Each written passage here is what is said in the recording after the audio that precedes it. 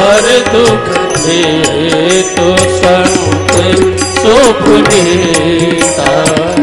संत हृदय नवनीत समाना, संत हृदय नवनीत समाना। मक्खन जैसा सुकोमल होता है संत का हृदय, लेकिन मक्खन से संत की तुलना नहीं कर सकते। अपने ताप से पिघलता है मक्खन और दूसरों के ताप से पिघलते हैं संत। दूसरों के दुख को देख करके जिसके हृदय में दया उमड़े वो संत।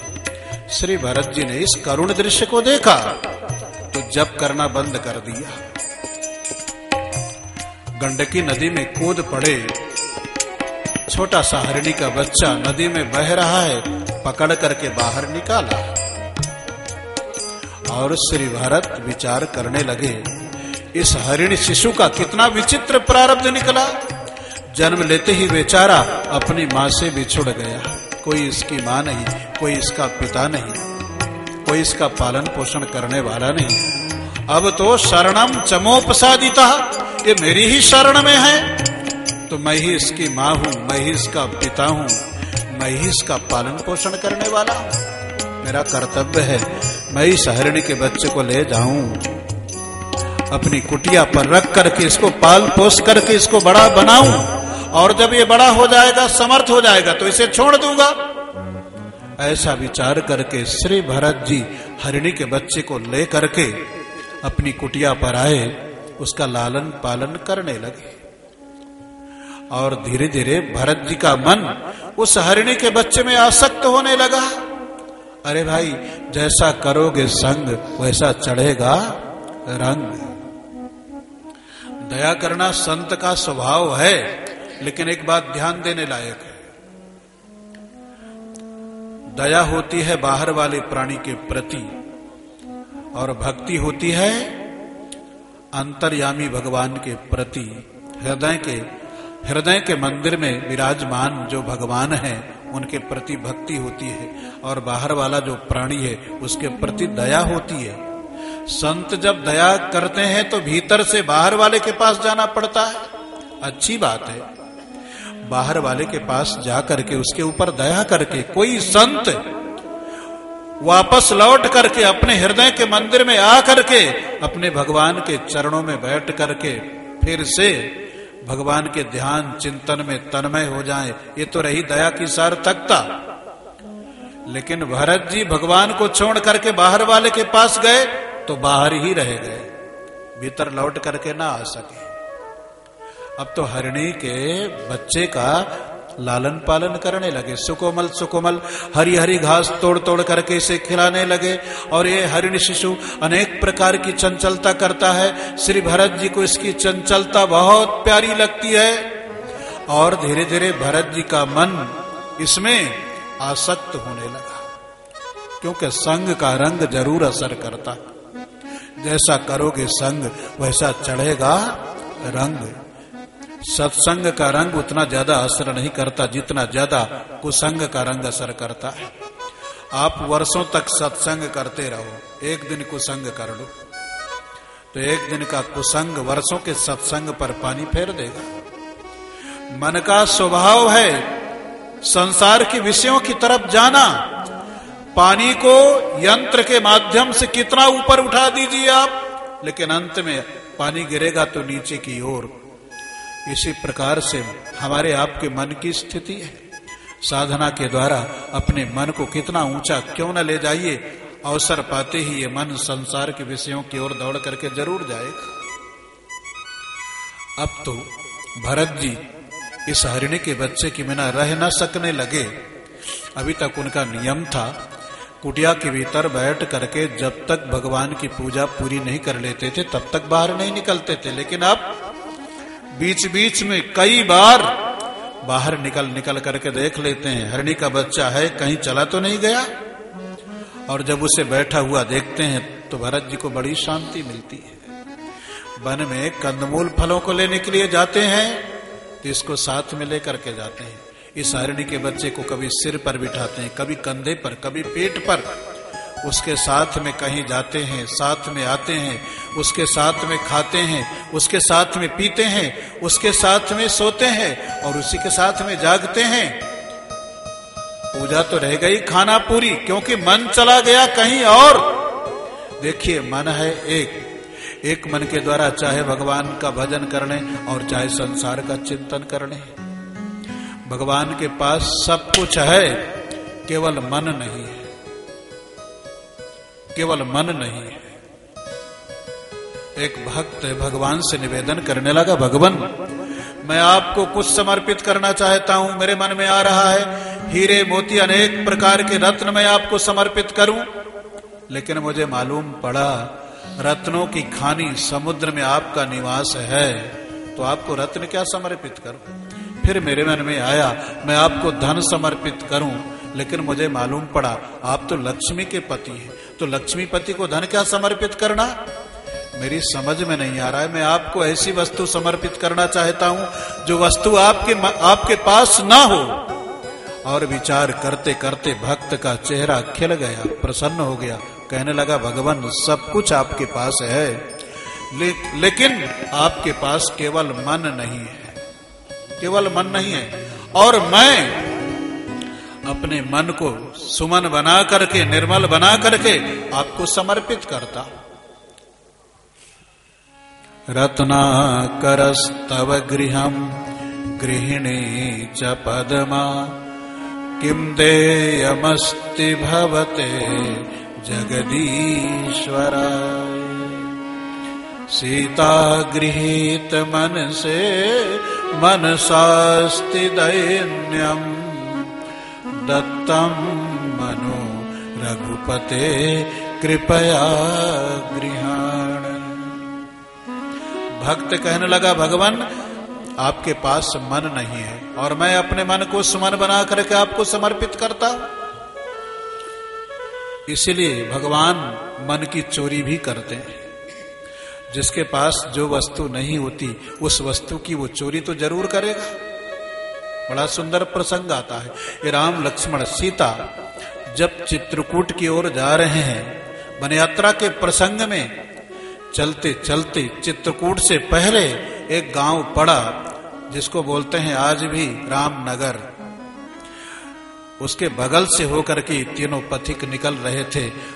उस गांव की स्त्री पुरुष सब के सब दौड़ पड़े राम लक्ष्मण सीता का दर्शन करने के लिए।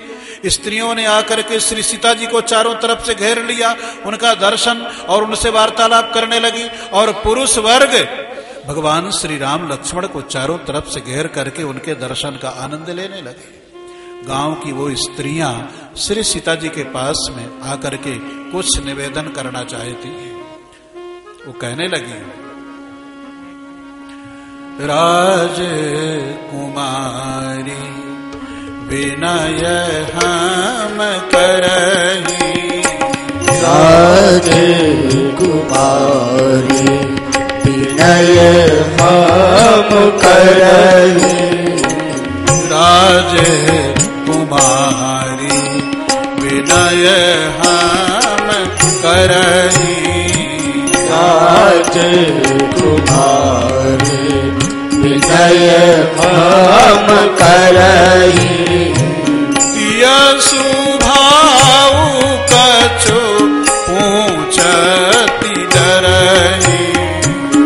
यशु भाव कछु पूछत डरहि।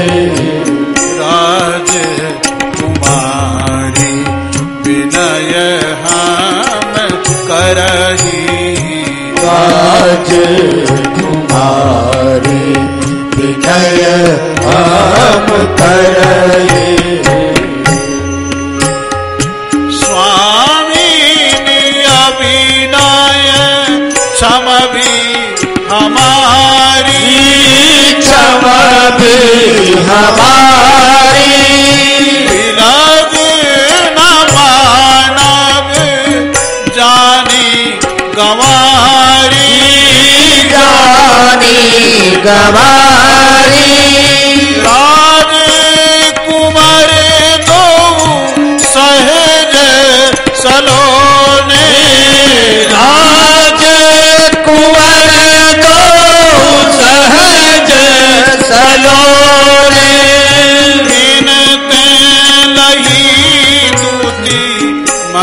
मरकत सोने इनते लही रुत मरकत सोने राज कुमारी विनय हम करही राज कुमारी विनय हम करही दिया सुभाव कछु पूछति डरही दिया सुभाव कछु पूछत डरही राज कुमारी विनय हम करही राज कुमारी विनय हम करही।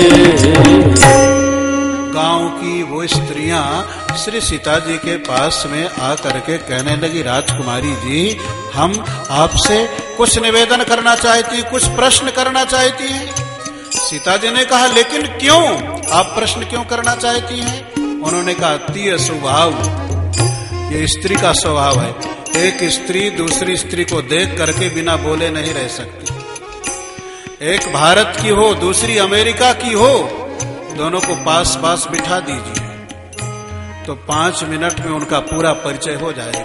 और पुरुष महीनों तक पास पास रहेंगे लेकिन गाल फुला करके बैठे रहेंगे, वो उससे नहीं बोलेगा, वो उससे नहीं बोलेगा, क्योंकि पुरुष अहंकार प्रधान होते हैं, स्त्रियों में अहंकार नहीं होता, उनमें सरलता होती है। इसलिए स्त्रियां किसी का भी परिचय बहुत जल्दी प्राप्त कर लेती हैं। और अगर ये 5 बैठ जाएं कहीं, 5 स्त्रियां कहीं बैठ जाएं तो आप देखेंगे 5 बोलेंगी और आप समझ न सकेंगे इनमें श्रोता भी कोई है या सब वक्ता ही वक्ता है। गांव की स्त्रियां कहने लगी, इसलिए राजकुमारी जी हम आपसे कुछ निवेदन करना चाहती हैं। लेकिन सीता जी ने कहा पूछिए। उन्होंने कहा लेकिन हमको डर लग रहा है। सीता जी ने कहा डरने की क्या बात है? उन्होंने बताया इसलिए हमको डर लग रहा है कि हम पढ़ी लिखी नहीं हैं, हमारे पास भाव तो हैं लेकिन शब्द नहीं है। अगर हमारी वाणी में किसी प्रकार की कोई त्रुटि हो तो आप नाराज मत होना, क्षमा कर देना। सीता जी कहने लगी प्रश्न करना बाद में, पहले ये बताओ तुम्हारा परिचय क्या है? उन्होंने कहा परिचय तो हमारा ये है कि हम गांव में रहने वाली गंवारी स्त्रियां हैं। बिलग न मानव जाने गंवारी, गंवार कह करके अपना परिचय दिया। अब आप सोचिए, अनंत कोटि ब्रह्मांड जननी श्री सीता महारानी का दर्शन और उनसे वार्तालाप का सौभाग्य मिलना कोई साधारण बात है? लेकिन सीता जी का दर्शन और उनसे वार्ता का सौभाग्य प्राप्त करने वाली ये स्त्रियां कितनी धन्य हैं। गंवार कह करके अपना परिचय दे रही हैं और सीता जी को इनका ये परिचय बहुत प्यारा, बहुत सुंदर लगा। सीता जी कहने लगी पूछिए क्या प्रश्न करना है? उन्होंने कहा ये दोनों राजकुमार आपके कौन है? लक्ष्मण जी का परिचय तो सीता जी ने बहुत जल्दी दे दिया। उन्होंने कहा लेकिन ये सांवले वाले राजकुमार कौन है? अब तो सीता जी के सामने समस्या। उन्होंने कहा कम से कम देख करके समझ लो कौन हो सकते हैं। वो कहने लगी हमारी समझ में नहीं आ रहे, तभी तो हम पूछ रही हैं, बताइए ये सांवले वाले राजकुमार आपके कौन हैं? आजकल की तो बहुत जल्दी कह देती हैं हमारे हस्बैंड हैं, लेकिन सीता जी के सामने तो मर्यादा का संकट, मर्यादा का बहुत बड़ा बंधन है, कैसे बताएं? क्या ले आए बीच में? क्यों बीच में क्या ले आए बीच में? क्या है? तो यहाँ क्यों ले आए? भगवान की जय। आप तो कथा में ही ध्यान रखो, वो व्यवस्था ये लोग सब समय पर कर लेंगे। को जो निर्माण करवाना है करवा के वहां रखवा दीजिए। यहाँ तक